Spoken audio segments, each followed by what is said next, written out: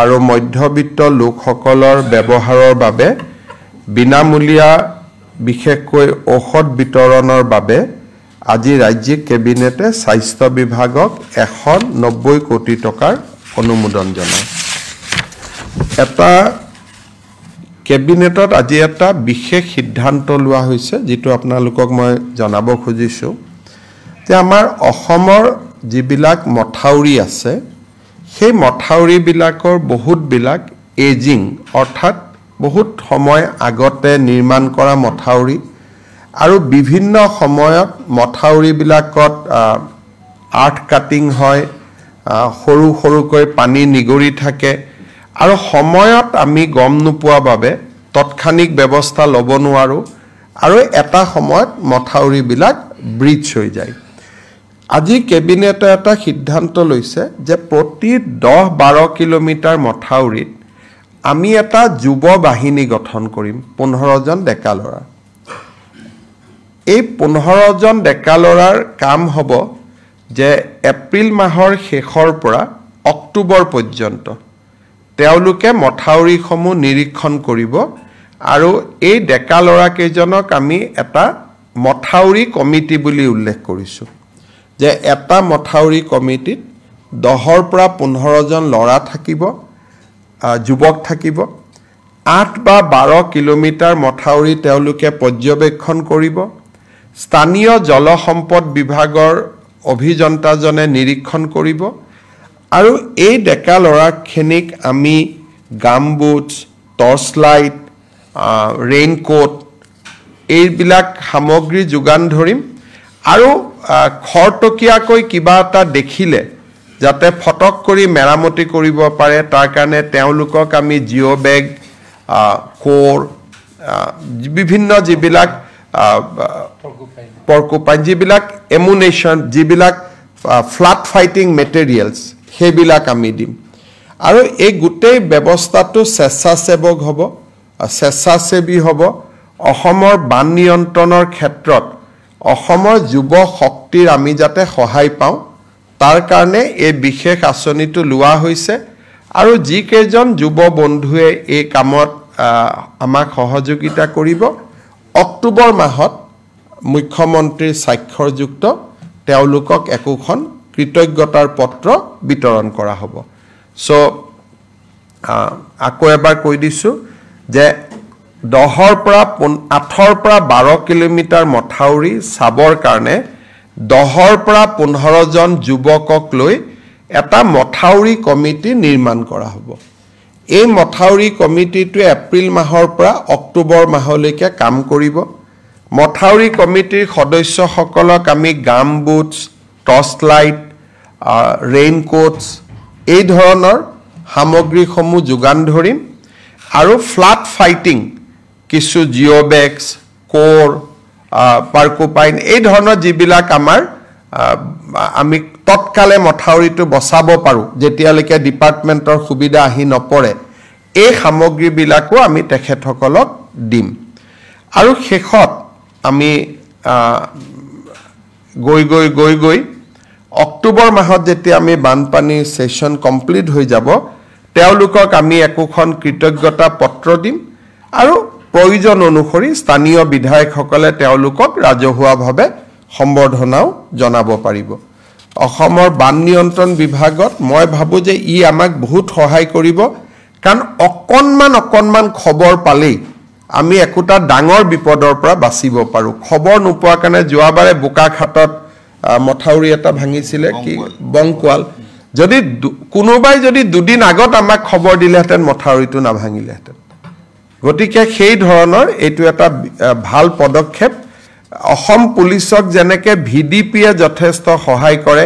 গাঁওৰক্ষী বাহিনীয়ে যেনেকে সহায় কৰে তাৰ অনুৰূপ এটা শক্তি এটা লাহে লাহে আমি নিৰ্মাণ কৰিম শেষলৈ গৈ মথাউৰি কমিটি বিলাকক আমি ৰেজিষ্ট্ৰেচনো কৰি দিম তেনেকে শক্তিশালী কৰি আমি গৈ থাকিম এইবাৰ প্ৰথম বছৰ ইয়াক আমি হাতত লৈছো আমাৰ গুৱাহাটীত ফ্ৰেঞ্চ গভৰ্নমেণ্ট আৰু ভাৰত চৰকাৰৰ আৰ্থিক সাহায্যত আমি এটা Assam climate centre for cities বুলি এটা আমি অনুষ্ঠান গঢ়িম ইয়াৰে পুঁজি ভাৰত চৰকাৰ আৰু ফ্ৰেঞ্চ চৰকাৰে আমাক আগবঢ়াব আৰু ইয়াৰ জৰিয়তে ক্লাইমেট প্ৰটেকশ্যনৰ ক্ষেত্ৰত কেইবাজনো এক্সপাৰ্ট গুৱাহাটী পৌৰ নিগমে নিযুক্তি কৰিব পাৰিব কেবিনেটে আজি এই ক্লাইমেট চেণ্টাৰটো অনুমোদন জনায় জাগিৰোডৰ টাটা সেমিকণ্ডাক্টৰ প্ৰজেক্টৰ কাষত আপোনালোকে জানে যে খুব কম দিনতে বেংগলুৰুত কাম কৰি থকা 1000 ছোৱালী জাগিৰোডলৈ উভতি আহিব আমাৰ যি অসমীয়া ছোৱালী এতিয়া বেংগলুৰুত কাম কৰি আছে তেওঁলোক খুব সোনকালে জাগিৰোডলৈ উভতি আহিব অহাৰ লগে লগে জাগিৰোডত এটা থাকাৰ ভীষণ সমস্যা হ'ব আৰু লাহে লাহে 10 12 15000 মানুহ যেতিয়া তাতে নিযুক্তি হ'ব ওচৰত ভাড়া ঘৰ আদি প্ৰস্তুত হৈ উঠুতেও সময় লাগিব সেইকাৰণে আজি আমি আগতীয়াকৈ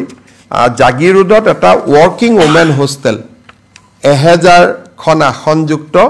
এটা ৱৰ্কিং ওমেন হোষ্টেল বনাবৰ বাবে আজি কেবিনেটে 142 কোটি টকাৰ অনুমোদন জনাইছে আমাৰ অসমৰ গোটেই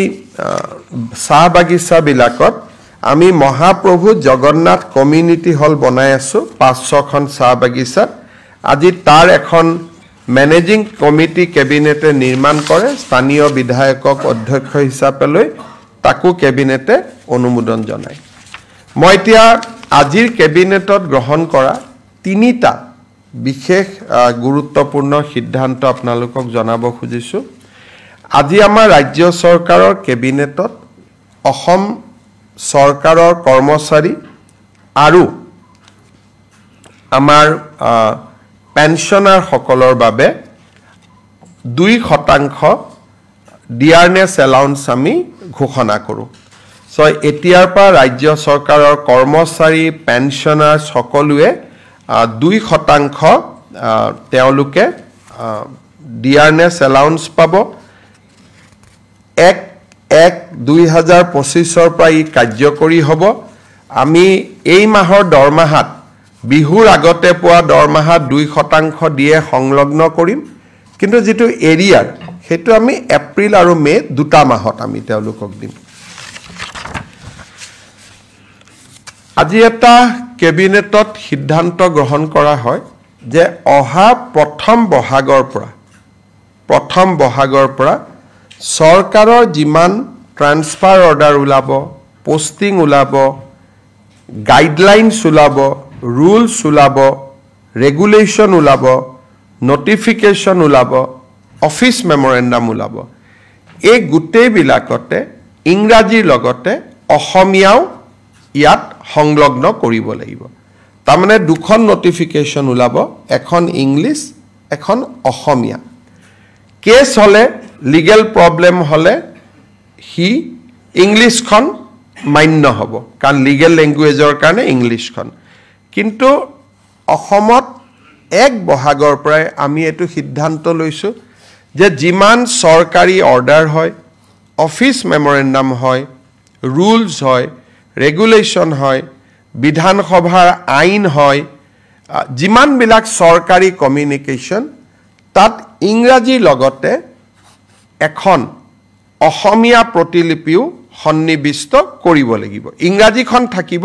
ইংৰাজী লগত অসমীয়া এটা কপি থাকিব বৰাক উপত্যকাত বেংগলী থাকিব বিটিআৰত বড়ো থাকিব অতিৰিক্তকৈ অৰ্থাৎ বৰাক উপত্যকাত বঙালী থাকিব বিটিএডিত বড়ো থাকিব আৰু সমগ্ৰ অসমতে ইংৰাজী আৰু অসমীয়া এই ব্যৱস্থাটো আজি কৰা হৈছে আৰু সদৌ অসম ছাত্ৰ সন্থাৰ লগত আমাৰ আলোচনা হৈছিল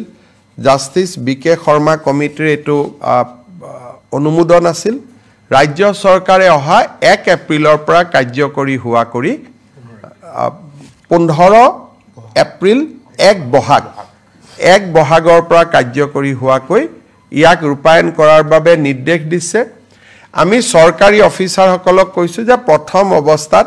ভাসিনী বুলি এটা এপ আছে যত অসমীয়া বড়ো বেংগলী তিনিটা ভাষাই উপলব্ধ হয় তাক ব্যৱহাৰ কৰক আৰু লাহে লাহে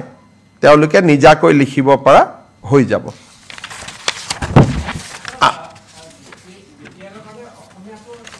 ইংলিছ আৰু অসমীয়া গোটেই অসমৰ কাৰণে বিটিআৰৰ কাৰণে বড়ো বৰাক ভেলীৰ কাৰণে বেংগলী যেটো আজি চলি আছে তাত কোনো আৰু বেলেগ নহয় আমি যেটো আজি যি ধৰণে চলি আছে বিটিআৰত বা আজি যি ধৰণে বৰাক উপত্যকাত চলি আছে সেইটোৱে চলি থাকিব বৰাক উপত্যকাত বেংগলী চলে বিটিআৰত বড়ো চলে বিটিআৰত অসমীয়াও চলে গতিকে আৰু গোটেই অসমতে ইংৰাজী আৰু অসমীয়া ৰাজ্য চৰকাৰে আজি আমাৰ দুখন প্ৰপ'জ ৰিজাৰ্ভ ফৰেষ্ট পাগলিজৰা আৰু নায়েক গাঁও আমি ৰেভিনিউ ভিলেজলৈকে কনভাৰ্ট কৰো কিন্তু তাৰো ভিতৰত 280 হেক্টৰ আৰু 180 হেক্টৰক লৈ দুখন ৰিজাৰ্ভ ফৰেষ্ট কৰিবৰ বাবেও ৰাজ্য চৰকাৰে সিদ্ধান্ত লৈছে এতিয়া তৃতীয় এটা ইম্পৰ্টেন্ট সিদ্ধান্ত আছিল আমাৰ অসমত যিবিলাক ফৰেনাৰ্ছ ট্ৰিব্যুনেল আছে তাতে বহুত কেছ পেন্ডিং হৈ আছে এই কেছবিলাকৰ ভিতৰত 28000 এনেকুৱা ব্যক্তি আছে যাৰ উপাধি কোচ ৰাজবংশী লোকসকলৰ সৈতে মিলে অৰ্থাৎ 28000 কোচ ৰাজবংশী লোকে আজিও বিদেশীৰ এটা অপমান লৈ তেওঁলোকে ট্ৰিব্যুনেলত কেছ খেলি আছে ৰাজ্য চৰকাৰে বিশ্বাস কৰে যে কোচ ৰাজবংশী অসমৰ এটা খিলঞ্জীয়া কমিউনিটি কোচ ৰাজবংশী অসমৰ সংস্কৃতিৰ এক এৰাব নোৱাৰা অংগ আৰু সেইবাবে আজি ৰাজ্য চৰকাৰে সিদ্ধান্ত লৈছে যে কোচ ৰাজবংশী লোকসকলৰ বিৰুদ্ধে যি বিদেশী ন্যায়াধিকৰণত কেছ চলি আছে বা তেওঁলোকৰ নামৰ বিপৰীতে যে ডি ভোটাৰ লাগি আছে তাক তৎকালীনভাৱে এই গোচৰবোৰ প্ৰত্যাহাৰ কৰিবলৈ আজি ৰাজ্য চৰকাৰে সিদ্ধান্ত লৈছে এইটো এটা কোচ ৰাজবংশী কমিউনিটি বহুত দিন তেওঁলোকে কষ্ট খালে আৰু এই কমিউনিটিৰ মানুহবোৰ বৰ দুখীয়া গতিকে আজি তেওঁলোকৰ আমি এটা ঐতিহাসিক সিদ্ধান্ত লৈছো যে কোচ ৰাজবংশী কমিউনিটিৰ গাত এতিয়াৰ পৰা বিদেশীৰ লেভেল লাগি নাথাকিব তেওঁলোকৰ বিৰুদ্ধে চলি থকা সকলো গোচৰ ৰাজ্য চৰকাৰে ট্ৰিব্যুনেলৰ পৰা প্ৰত্যাহাৰ কৰিব সো তিনটা ইম্পৰ্টেন্ট ডিসিশন আছিল 2% ডিএ সেকেন্ড ইম্পৰ্টেন্ট ডিসিশন আছিল যে অসমীয়া ভাষাৰ প্ৰয়োগ বৰাকত বেংগলী বিটিএডিত বড়ো আৰু কোচ ৰাজবংশী কমিউনিটিৰ পৰা বিদেশী বুলি যি তেওঁলোকৰ ওপৰত গোচৰ চলি আছিল তাৰ আনুষ্ঠানিক প্ৰত্যাহাৰ এই তিনটা গুৰুত্বপূৰ্ণ সিদ্ধান্ত আজি কেবিনেটে লয় লগত মথাউৰি কমিটিটো এটা সুদূৰ প্ৰসাৰী ভৱিষ্যতৰ দিনত এটা অত্যন্ত সুস্থ সিদ্ধান্ত হ'ব বুলি মই আশা কৰিছো আপোনালোকৰ যদি কিবা প্ৰশ্ন আছে সুধিব পাৰে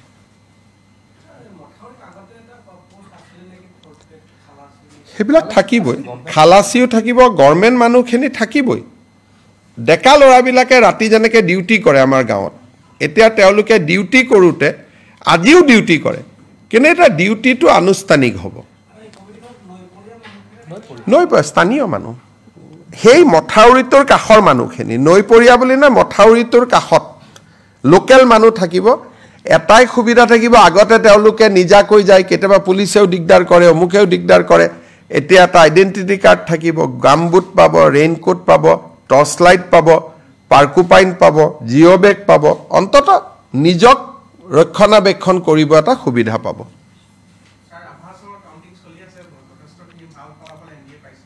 ভালেই হ'ব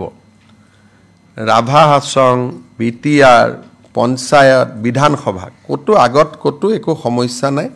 ইমান কাম হৈ আছে ৰাইজে আৰু এটোলৈ মই প্ৰথম দিনৰ পৰাই কৈ আছো যে আমি নিৰ্বাচনক লৈ চিন্তা কৰা নাই সেইকাৰণে প্ৰতিটো দিনে আপোনালোকে চিন্তা কৰক এই কোচ ৰাজবংশী মানুহখিনি আজি ইমান দিন বিপদত পৰি আছিল তেওঁলোকৰ কাৰণেতো কোনেও চিন্তা কৰা নাছিল বোলে অসমীয়া ভাষাৰ মৰ্যাদা কোনেওতো চিন্তা কৰা নাছিল গতিকে প্ৰতি সপ্তাহতেতো আমি একোটা ভাল খবৰ আপোনালোকক শুনাও গতিকে ৰাইজেতো আমাক সমৰ্থন কৰাটো স্বাভাৱিক আৰু প্ৰধানমন্ত্ৰী ডাঙৰীয়াৰ নেতৃত্বৰ প্ৰতি অসমৰ ৰাইজৰ অকুণ্ঠ সমৰ্থন আছে ওয়াকফ বিল পাছ হৈ গল প্ৰধানমন্ত্ৰী ডাঙৰীয়াই ঐতিহাসিক কাম কৰি দেখুৱালে গতিকে ৰাইজৰ আস্থা আছে খালি মই এটাই দুখ পাইছো যে এই ওয়াকফ বিল এমেন্ডমেন্টৰ সময়ত অসমৰ এজন সংসদে যি বক্তব্য দাঙি ধৰিলে যে ৰাস্তাতে নামাজ কৰিব দিব লাগে এজন সংসদে যিটো কলে যে স্বাধীনতা সংগ্ৰাম যেন হিন্দু মানুহে কৰাই নাই এটা বিশেষ কমিউনিটিহে কৰিছিলে এই যিবিলাক তেখেতে সদনত বক্তব্য দিলে মুখ্যমন্ত্ৰী হিচাপে মই নিজেই লজ্জিত অনুভৱ কৰিছো অসমৰ মুছলমান মানুহেও নিবিচাৰে ৰাস্তাত নামাজ কৰাটো ধুনীয়া মছজিদ বনাইছে তেওঁলোকে মছজিদত নামাজ পঢ়ে অসমত কোনেও ৰাস্তাত নামাজ নপঢ়ে যিটো বস্তু মুছলমান মানুহেও বিচৰা নাই তেওঁ তাতকৈ এক্সট্ৰিমত গল দ্বিতীয়তে স্বাধীনতা সংগ্ৰাম এনেকুৱা কৰিলে ভাষণত যেন মহাত্মা গান্ধী গোপীনাথ বৰদলৈ স্বাধীনতা সংগ্ৰাম কৰাই নাছিল গতিকে মই নিজে লাজ পাইছো গোটে দেশৰ মানুহবিলাকে মোক ফোন কৰিছে যে অসমৰ পৰা এনেকুৱাও এমপি হয় নেকি গোটে দেশৰ ওচৰত অসমে লজ্জা পাবলগীয়া হৈছে লাজ পাবলগীয়া হৈছে এনেকুৱা বিবৃতিৰ কাৰণে CM sir, if you could speak this one in English. देखिए असम का एक सांसद ने वाकफ जो कानून लोकसभा में डिबेट हुए थे वो समय उन्होंने बोले कि मुसलमान समाज को रास्ता में नमाज पढ़ने का इजाज़त देना चाहिए और वो ऐसा भाषण किया कि स्वाधीनता संग्राम एक विशेष कम्युनिटी ने ही किए थे हिंदू समाज ने किया ही नहीं था तो ऐसा उन्होंने भाषण दिया देश विदेश का लोग मुझको फोन करके पूछ रहे भाई आपने कैसा लोगों को संसद में भेजा तो हमारे लिए भी काफ़ी ये एक सेम का बात हुए है ऐसा बात बोलने के कारण असम का भी क्षति हुए है मैं देशवासी को उनका संसद ने ऐसा बात संसद में बोला उसका कारण देशवासियों से मैं ही क्षमा मांगता हूँ कि हमारे एक असम का सांसद लोकसभा में ऐसे अनाप तनाप बोले हमारा असम में कभी मुसलमान लोग ये डिमांड ही नहीं किया है कि हमें रास्ता में नमाज पढ़ने का इजाज़त दो अच्छा मस्जिद है ईदगाह है बढ़िया से नमाज अदा करता है कभी कोई समस्या नहीं होते हैं वो बोले रास्ता में आप क्यों नमाज नहीं पढ़ने देते हो ये तो डिमांड ही नहीं है दूसरा बोला यही स्वाधीनता संग्राम किया क्या गांधी जी ने स्वाधीनता संग्राम नहीं किया क्या गोपीनाथ बरदलोई ने स्वाधीनता संग्राम नहीं किया क्या सुभाष बसु ने स्वाधीनता का संग्राम नहीं किया तो एक असमिया जो लासित बरफुकन का धरोहर है हम लोग असम का लोग महाराज पीठू का धरोहर है जो बख्तियार खिलजी औरंगजेब को भगाया था असम में उनका ही धरोहर जाके संसद में ऐसा बात बोल सकता है हम लोग सोच भी नहीं सकते थे तो इसीलिए हम काफी शर्मिंदा है और देशवासियों से मैं क्षमा मांगता हूं कि हमारा संसद ने ही ऐसा भाषण दिए संसद में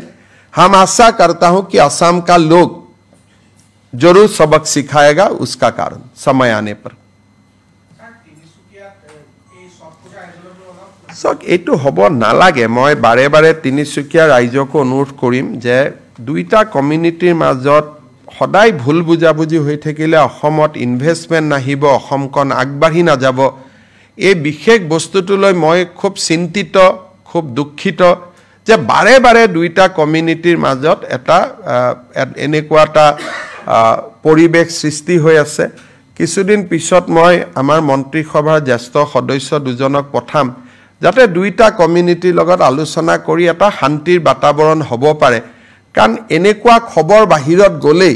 অসমৰ প্ৰতি আকৌ প্ৰশ্নবোধক চিন আহি যায় সেইকাৰণে এটুলৈ মই